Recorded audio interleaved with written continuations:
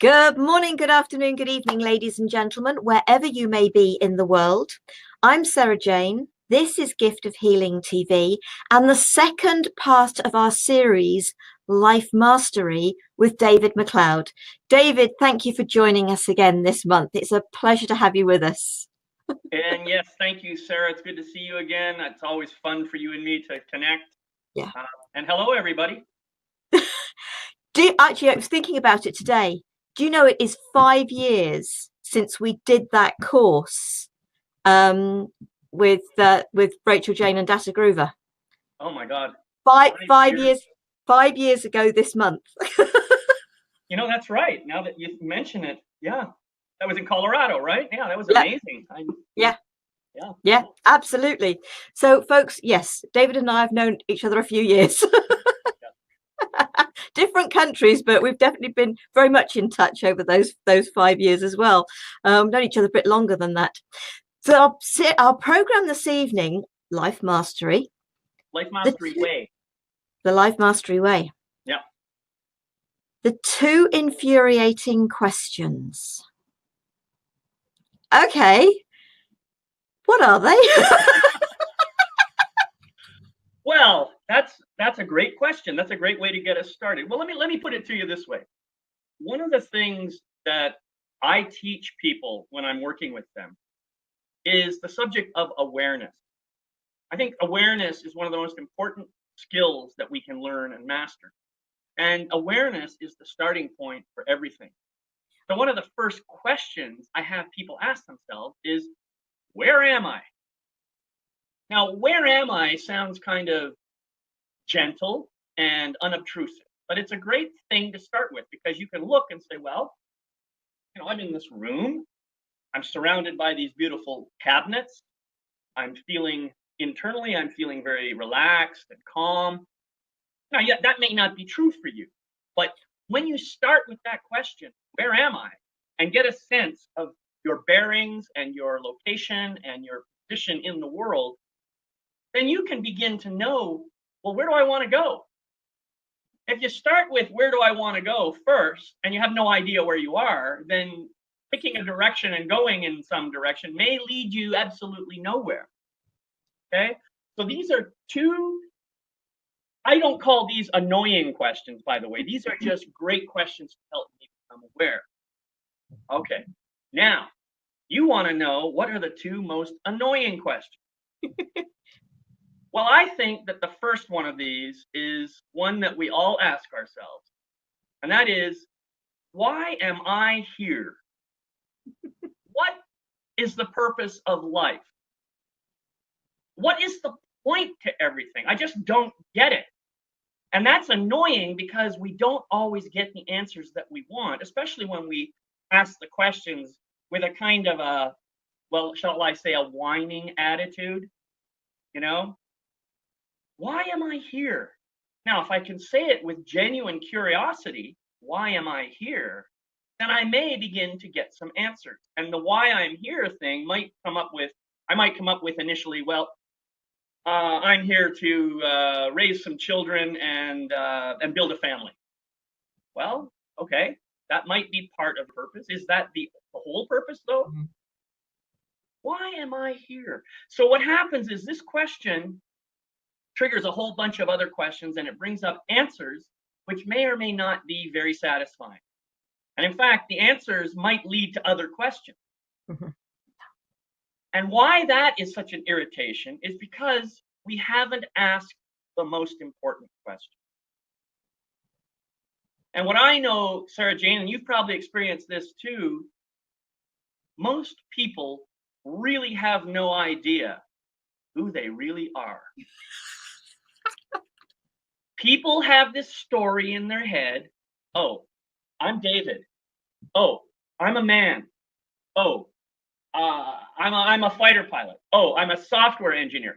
All these roles and labels and things that we do come up, and we identify with them. I am this, I am that. But if you do something, and this is a great activity that anybody can do, it's what I call the repeated question game. If you pair up with somebody, this is the best way to do it. You have a partner, and that partner is simply going to ask you the question, who are you? And each time you give an answer, you're going to give it as quick and as concise and as truthful in the moment as you can. Your partner then will say, thank you, and hopefully will change intonation, tonality, voice stuff, and might say, who are you? And that helps you to go a little bit deeper. And after a while, if you do this for about 5 minutes, you begin to understand, well, okay, the things I said at the beginning were true in the moment, but I see that those are just layers. They're just labels. They're just roles that I play. They're thoughts that I have. They're stories that I make up. And if none of those are really true, then who am I? And that's when some amazing things can happen. If you get down to the depth and you begin to understand that you aren't any of those things that you thought you were, but rather you're something much more expansive and beautiful and magnificent, far less limited than you ever thought before. That's when things start to open up. And when you get some clarity, you get down to that point of where you know for sure who you really are, then guess what? The other question, the one that we also ask, why am I here, suddenly starts to have some meaning. When I know who I am, then it's much easier for me to know why I'm here. And on top of that, the other question that I started with, the where am I, begins to take on whole new meaning now. Because I am here where I am because of who I am and why I'm here. Yeah, I may be bouncing around and getting lost from time to time in my journey. And so it's useful to stop, take a breath, look around, and just regain a full sense of awareness. Does that make sense? Oh, absolutely. So I want to try and that's how I do. I was talking about how it got me back. Oh, I so get that. I remember hearing people say, I know who I am, and thinking, how the heck can you? I just could not grasp how anybody could know who they were. And to, yes, it's so empowering. I suppose the simplest way to me is stop worrying about what other people think. Just be who you are, whatever that action reaction is in the moment.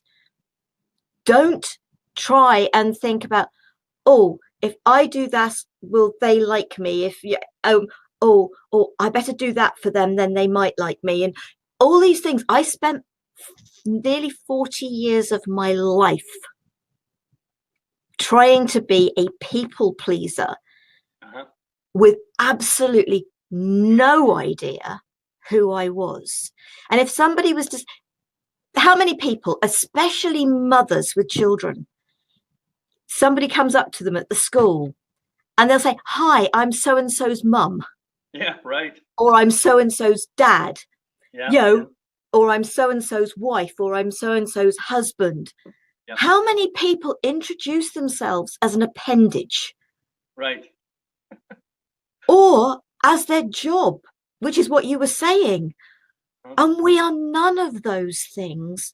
We are, you see, to me, I am Sarah, or Sarah Jane, whichever. That is who I am. I am me.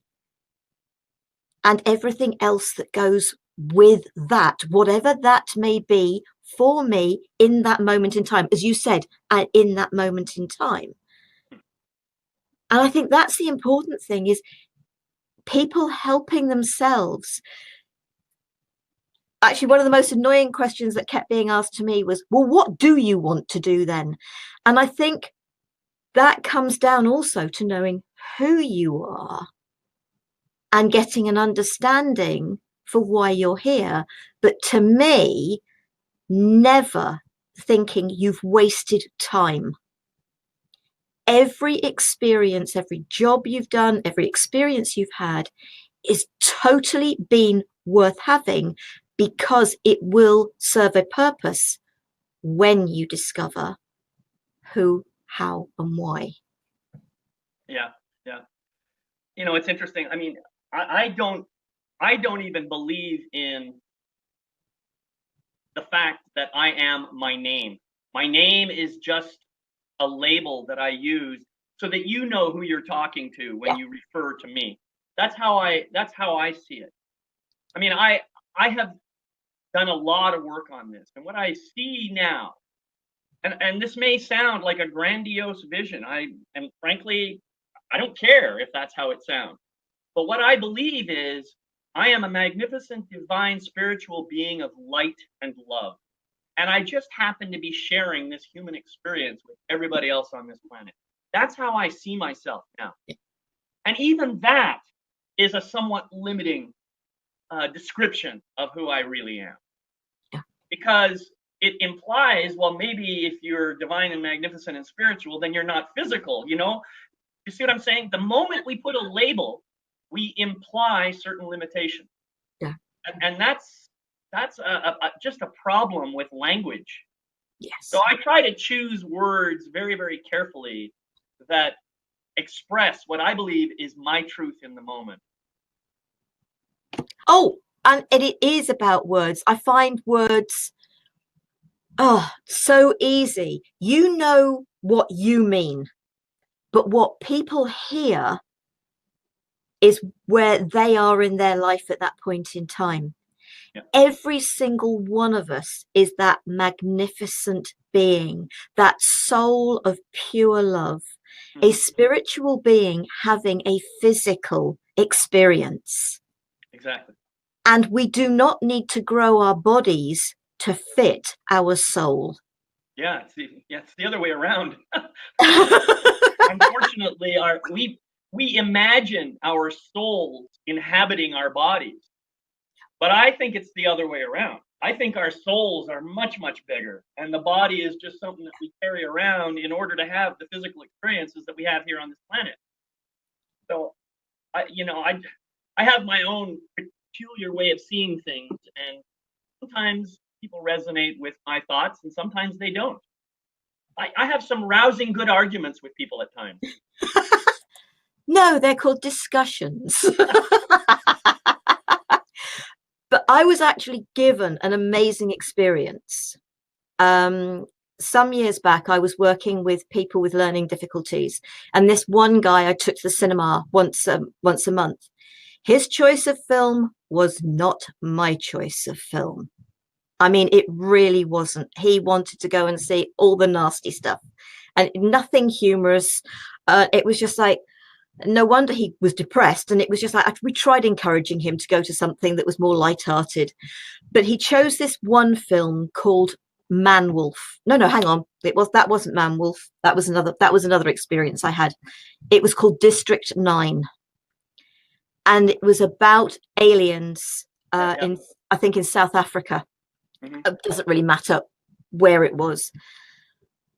And because I actually tend to believe that there are aliens that actually live amongst us because we all look very much alike, and the aliens have visited this planet time and time and time again, maybe not getting so easy for them now because of our technology, but I'm sure they have in the past. And it actually affected me greatly. It really did. I started feeling really unwell with how badly they were being treated. And I suppose it's just a reflection of how humans treat humans as well. Right. If you are not the same as me, I'm going to treat you differently. We're not all equal when we are all equal. But I came out of that cinema feeling so unwell. And as we stepped out of the actual cinema, things started to lighten. And I realized what had happened was because I was already very much on this journey.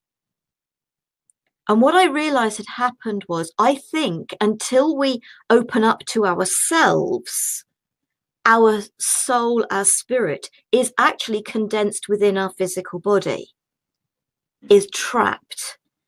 When we open up to ourselves, when we step back into ourselves, we can expand that. And what had happened was the expansion I had, I had been pushed back into my body. So in some way, I was being shown how far I'd come. Mm-hmm. So it had a final positive result for you. Absolutely. And I think that's what we have to look at. My reaction was, what was all this about? And it felt so right when that thought came to me. I have just been given an amazing experience of knowing, as you said, we are not a physical body that contains our soul, our spirit. It is for our soul, our spirit, to actually encompass our physical body. And we are inside of that. And that is what I was shown. I was shown being crammed back into my physical self when I know that every single one of us is a vast being. Yeah. How true. How true.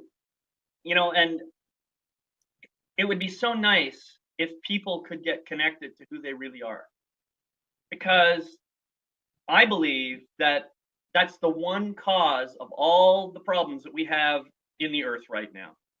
We are so busy trying to live up to someone else's expectations of who we're supposed to be, or how we're supposed to show up, or how we're supposed to fit in, or how we're supposed to be part of a society, that we've forgotten who we really are. And what happens is, and this is certainly true for me, I developed a lot of resentment, which internalized came out as anger.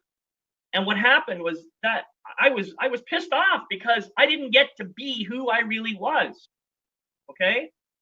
And so you can imagine that that anger comes out and it affects all the people in my life. Well, if all of us are doing that, if all of us are denying who we are, what kind of a world are we creating? Yeah. Well, I think the answer is self-evident. We can see what we're creating.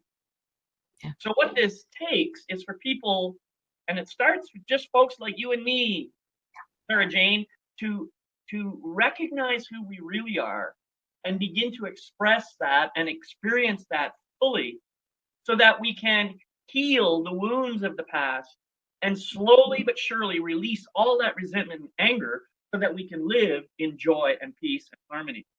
That's what it takes. It's a complete lifestyle change. Mm-hmm. And so this question that I've been talking about, who am I, is one of the most powerful questions you can ask. And I guarantee, I'm going to tell these people again, if you play this game with somebody, you'll find a partner and do it, and then switch roles partway through, and then just have a discussion afterwards about what it was like for you to go through that experience. I think you're going to begin to see yourself in a whole new way and start to recognize that you are much more beautiful and expansive and magnificent and wonderful and unlimited than you ever thought possible. And once you get there, everything else just kind of starts to make sense. Oh, absolutely. We have got I don't know whether it's Mila or Mila from San Jose is with us. So welcome. Lovely to have you with us. Any questions, folks, please do ask. Much appreciated. It is so about listening to your feelings, listening to your heart. And when somebody asks something of you, what is your true answer? Don't say yes because you think you've got to say yes. I saw a thing on Twitter or something today, and I wish I'd written it down. And it was on from Tiny Buddha on Twitter. That's what it was on. It's probably on Facebook, on their Facebook page as well. And it was something about, so that I lied. I said I was busy. And then it was something along the lines, I was busy relaxing. I was busy thinking about myself. I was busy. And it was all those things that we don't do for ourselves. Mm-hmm. I was busy giving me some time. Yeah, yeah. That's, it's an interesting thing that you talk about. And I'm just going to go back a little bit to what you said earlier about being a people pleaser. Yeah. There's absolutely nothing wrong with wanting to make somebody else happy. I think that's a great thing to do. However, when you're doing it at the expense of your own truth and at the expense of your own authenticity, if you're doing it because you want to be liked or you're trying to get something from the other person, that's coming from shadow. Yeah. And that is not an authentic way of being. No. An authentic way of being would be to say, I would really like to take you out for dinner. Where would you like to go? Yeah. Not in your mind thinking, man, if I take Sarah Jane out to dinner, maybe she will pair up with me for this event that I'm talking. Maybe I could use this dinner as a way of getting something for myself. Yeah. Now, in the background of my mind, I may be thinking that, and it may not even be conscious. But if that's what I'm doing, then I'm shortchanging myself and I'm shortchanging the person I want to make happy. I'm lying, actually. Yeah. So I'm glad you brought that up. And it's very, very important that people understand that we're not asking you to start being nasty. We're not asking you to stop being nice. We're asking you to start being real and authentic and genuine. And if it really feels truthful in your heart, offer something to somebody, do it from your heart. If it feels truthful to say, no, I don't really want to do that with you, be honest about it and say so. But I think the other important thing is, if there's something you'd like somebody to do for you, just ask. Sure. Don't go round the houses about it. Don't feel you've put them into a situation where they have no choice but say yes. But what you could do is say, I'd like to ask a favor, or please could you help me out? Would you? And is there something I can do for you in exchange? Mm-hmm. Not, I'm going to take you out for a meal. Now I hope you feel you owe me. Because my sister Jackie and I have talked about this before, and she's had people do this to her. And she said, I know I've been guilty of it. We've all been guilty of it. If I do something for somebody, hopefully they will then do something for me. Why don't we just be honest and ask outright? Could you help me? Would you help me? And I am happy to do something for you in exchange if I can. Maybe you've got to add that if I can, because obviously if you've got an arrangement for something at the time they want the help, you've got to say, not on this occasion, but I will do something for you at some stage. Right. I'm happy to do an exchange. Here's something. I want to just interrupt you here for a second, Sarah Jane, because one thing I have learned, we've heard it said that it's better to give than to receive. Yeah. I actually think it's wrong. I think it's backwards. It's better to receive than to give. So when you offer me something, if I don't receive it, if I refuse it, I am denying you the gift of giving. Yeah. So if you ask me for something, now I have the opportunity to give you something, and hopefully you can just receive it without expecting anything in return. This is what's cool about this kind of thing. So when someone asks me for help of any kind, I actually feel very honored. In the first place, it tells me that this person thinks I can do something to help. That's a nice feeling for me to have.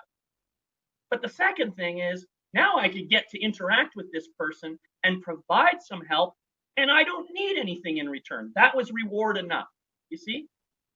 Yeah. So I would recommend, if you want to ask for something, simply ask for it. Yeah. If you're bartering, if you're doing something like bartering, then you're setting up a business exchange, which is fine, but that's a different kind of energy. When we're dealing with people one-on-one, sometimes it's just nice to say, hey, I'm having a bit of a problem here. Can you help me resolve this? And just leave it at that. So anyway, that's my spiel. No, and and this is what I love about doing these programs, is that it's great that people can come from different angles on things. It really is. Yeah, that I have been somebody, that being people pleaser. The last thing I thought was anybody would ever want to do anything for me. Why would they want to do anything for me? So being able to graciously accept a compliment or somebody doing something for me. And it took, I think it was an angel card, and it was, let yourself receive. You get so much pleasure from giving to others. Allow others the pleasure of giving to you. Right. And that it was just something, it was such an eye opener. It was just that light bulb moment of, oh my God, why wouldn't I let people do something for me if they really want to? Right. Because we are that amazing being. All of us wish to help people, but I'm getting very strict with myself. I'm here to help people to help themselves. I'm not here to do it for anybody, because I can't do it for anybody. Absolutely. Yeah. The only person who can do the stuff we need to do is us. But it's people like you and me and so many others that are here to support you and help you to find the ways to do that for yourself. And that's what these programs are about. Right. Yeah. That's exactly what coaching is all about, and that's what I do. I call it life mastery coaching, because what I do is I work with people who are unhappy, disillusioned, or even angry about how their lives have shaped up. And what I do is I help them to find that purpose, that passion, and the peace as they reconstruct their lives into something that is really a true work of art. That's what I do with people. Yeah. But I don't build the life for them. No. I help them to create their own vision of the life, and then I help them to figure out what's stopping them from building it a certain way. I help them to find the support that they need in order to be able to find all the elements that will make this life work for them. That's what I do. And it's not me saying, hey, you got to do this. Although I will admit that I recommend that many of the tools that I teach are really important. If you want to master your life, and master your life in a very quick way and get really good results within a year or less, I think you need to learn these tools. Now, I could be wrong, but so far, that's what I see. And I see people getting results because they learn the tools and because they are beginning to understand who they really are. And when they understand who they really are, they have a good sense of their purpose and begin to make all of their decisions, their choices in relation to that purpose. Things just magically start getting better. Yeah. And we can make suggestions to people of things we know have worked for us. Yep. What they choose to do with those suggestions. Don't give me advice. It's that simple. You tell me you're giving me advice, my back goes up and I don't listen. Right. I am really, really no good if I think somebody's trying to give me advice. Right. And I totally accept that about myself. I really do. And there are certain things within life with me that comes up and it's just like, whoa, no. That's because that's my reading. But advice is when I feel somebody is telling you what to do. Exactly. Advice isn't a gentle, do you know what? This has worked for me. Here's a suggestion for you. This is what worked for me. By all means, try it. Yeah. You're giving people a choice.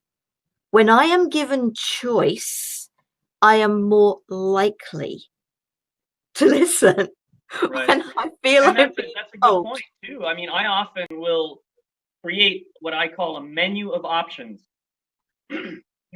You're having this particular struggle. Well, here are some things that I've seen other people do and I've tried myself. For me personally, this one seemed to work the best, but there's these other options that might work for you. Yeah.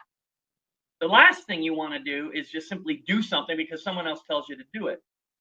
Now, with certain kinds of coaching, I think that maybe a little bit of directive action needs to take place. For example, if I were a running coach, that is, I was teaching someone how to run faster and better, I might notice that your running gait is kind of dysfunctional, and I might help you reconstruct your running gait so you can get a little bit longer stride and so on. In that case, I think it absolutely needs to be done that way. And I just tell the person, I said, if you don't do this, then you're going to continue running the way you're running right now. And the question I have for you is, are you satisfied with second place? Because that running gait is going to keep you in second place. Yeah. So people, sometimes a coach has to kick butt, but I can do it lovingly and compassionately. So that's the thing that I like to try to do with people. The other thing is sometimes, and you kind of alluded to this, when my ego mind gets in the way, my ego is saying, oh, no, don't listen to him. That guy doesn't know what he's talking about.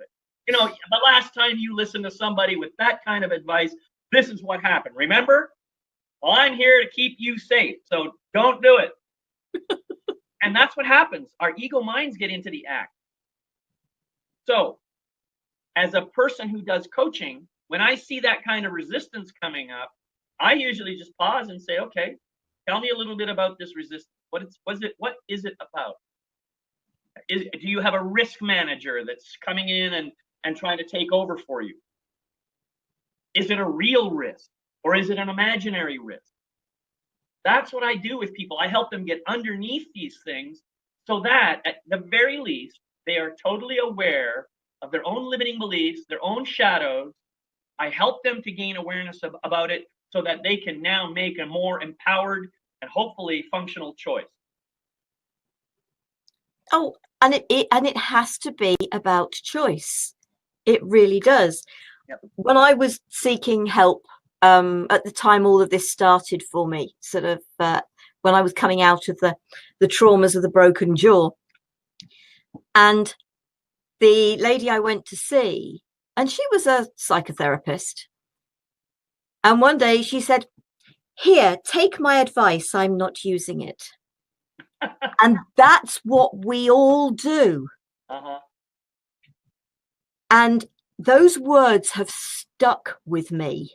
That was over 20 years ago. Those words have stuck with me. Yeah, And it's a great line. I like it. One of the things I am never going to do is tell people, here, why don't you try this? As in, this is a piece of advice. What I say is, I've experienced something similar. This is what worked for me.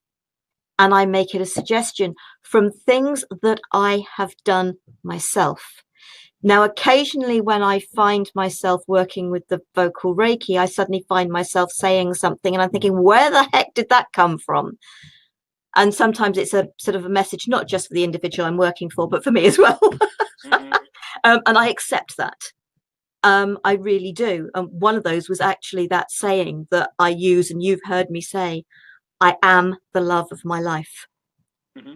And that's what we should all be. And I suppose the first thing that we should all do in finding who we are is realize that it is okay. In fact, it is essential to love ourselves. Absolutely. The first love of our life should always be yourself. Mm-hmm. Always. Very important. Yep. Yeah, absolutely. I mean, I think that this is something that we all know intrinsically and intuitively. I can't possibly love anybody else if I don't love myself first. It's, and the Bible teaches that. Love your neighbor as yourself. I mean, many teachers before us have taught this principle and using their own words this way or that way. And I loved what you say. I am the love of my life. That is one of the affirmations that I created. I put into my program, and it is like one of the top 30 or 40 affirmations that I create that I love. And speaking of which, by the way, I've decided to reactivate that program in a whole new way. So it's going to be an online weekly affirmation program that will be interactive. People will be able to, sign up for the program. They get the affirmation. They will get a video message. They will get an audio meditation that comes with it. And they'll also get a place in my website where they can make notes and keep track of their own. It's like a journaling experience, so that they can learn about how this affirmation really resonates with them, or they can learn how the affirmation, they're finding themselves in resistance to it, and what might they learn from that resistance. It's going to be amazing. I'm really looking forward to bringing that out in the next 6 months or so. Oh, excellent. Because actually with Facebook, because you used to send me the daily ones, I was on the list for that, and I was getting the daily ones, and I would always share them to Facebook. And Facebook does this, you shared this a year ago or 2 years ago, and they've been bringing those up on my page just recently, sort of some of them. So I've been sharing them again. That's awesome. Thank you so much. Well, no, because so there's that. I mean, I just think that it's time to repurpose that energy. I put so much time and energy and love into that. I want people to have access to it in a different way. I want it to really activate their lives. And it's, I'm calling them now life mastery affirmations, because they are affirmations that help me to connect to the truth of who I am. And as I connect deeper and deeper to the truth of who I am, even though there are multiple aspects of me at any given moment, what the beauty of that is, I get to see all of the amazing parts of myself, and I want everybody else to experience that too. So life mastery affirmations, it's going to be coming available within the next 6 months. Meanwhile, this Life Mastery Way program that we've been talking about, that's going to be launched within the next 30 days. And so I'm really excited about that one too. And I just see what it creates in the world. I'm looking forward to it. Excellent. So by the time we get round to next month's program, which is going to be on the 14th of March. Yes, I know there's a 5-week gaps, folks, because we had sort of planned on this program being next week, and then we realized it couldn't be for certain reasons. So that's why it's this week instead. And we're back to the sort of 4/5 week back on the 14th. And then the last one is on the 11th of April. So, and if you missed the first one, please, it's on the website, giftofhealingtv.com, on the catch-up pages under interviews. And I think actually, David, we did a program on affirmations, didn't we? No, some time ago, yeah. For one, we did. That is also on that same catch-up page, folks. I'm sure it's under interviews. Do go and check that out, so you can see that David's joined me on more than one occasion, which has been great, and sort of always happy to connect. And as I said, we've known each other for at least 5 years now. It's about 7 years, I think. 2011, I believe we met. So it's it's going back a while, and it's great. So please do catch up with that.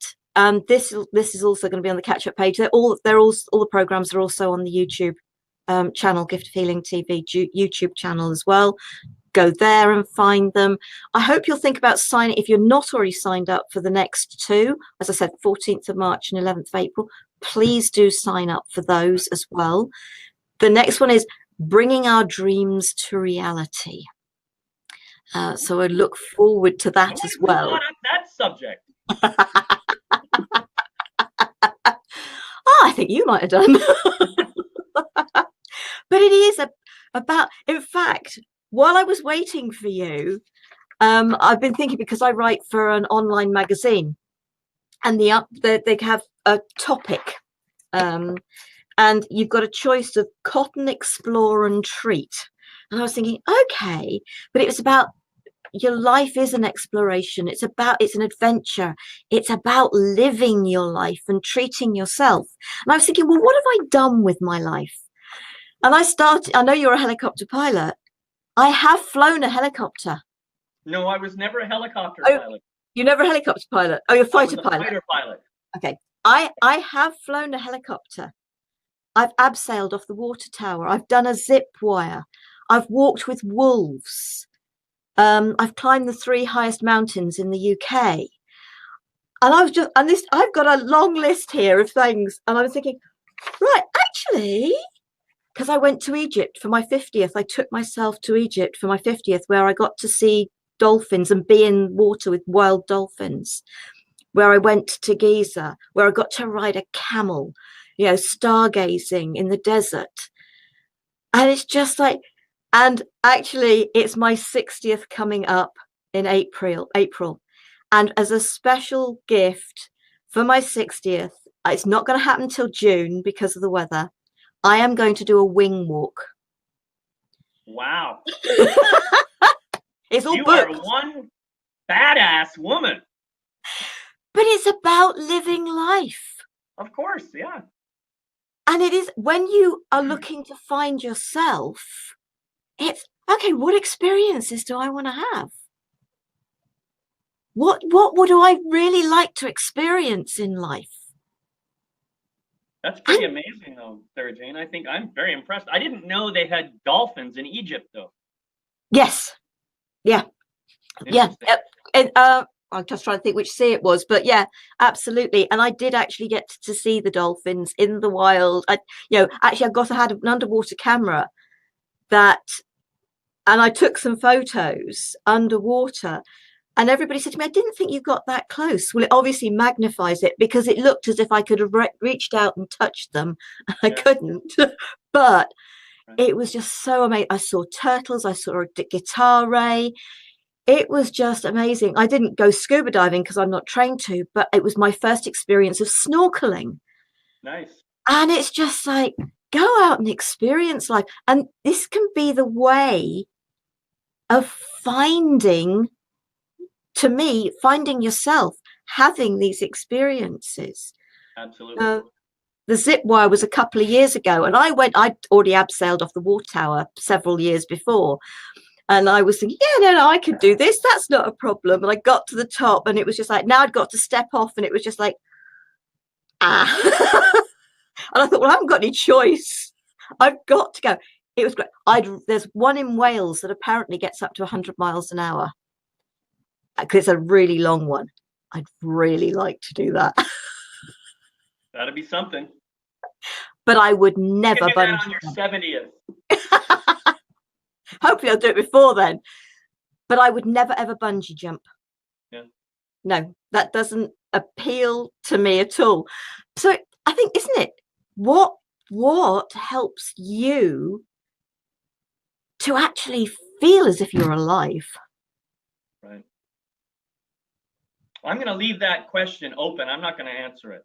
let the people who watch this think about that for themselves. Yeah. And I think a lot of the questions that we ask people, we don't actually need the answers. It's them that needs to answer it for themselves, totally, completely, and honestly. Absolutely. Yep. Absolutely. Have you got any last thoughts before we actually close this one? Anything you want because your bio is on the About Us page, so folks can go and read that. Your links to your websites and bits are also there, so you can go to the About Us page and you can find those as well. So is there anything you want to share other than asking people to join us next month? The only thing I would like to close with is I'd like you to just understand that you are an amazing, really unlimited being of light and love. And you have the opportunity, if you choose, to really get connected to that amazing being and to start manifesting it in your life, start bringing it forth so people get to see it and experience it. you will be doing yourself and the world a big favor by doing that. So I invite you to really check in. Absolutely. Check in with yourself. Brilliant. Next week, there are actually two programs next week. On Wednesday evening, 7:30 p.m. UK time, Thoughtful Nuggets and Pearls, excuses. That's it. We're going to leave it at that. What excuses do you give to yourself? Not what excuses do you give to others? And then on Sunday morning, 9 a.m. UK time, because my guest is actually in Australia, I'm being joined by Amalia Grace, and she's going to be sharing a meditation with us, Gateway to Wholeness. Nice. All the information to both of those on the website, on the upcoming page, giftofhealingtv.com. Please feel free to go there. If you're watching us well after those dates, 14th of February and 18th of February 2018, golly, we're 18 already. Been that way for a couple of months now. Yeah, I know. The 2000s have now reached voting age. Yeah, right.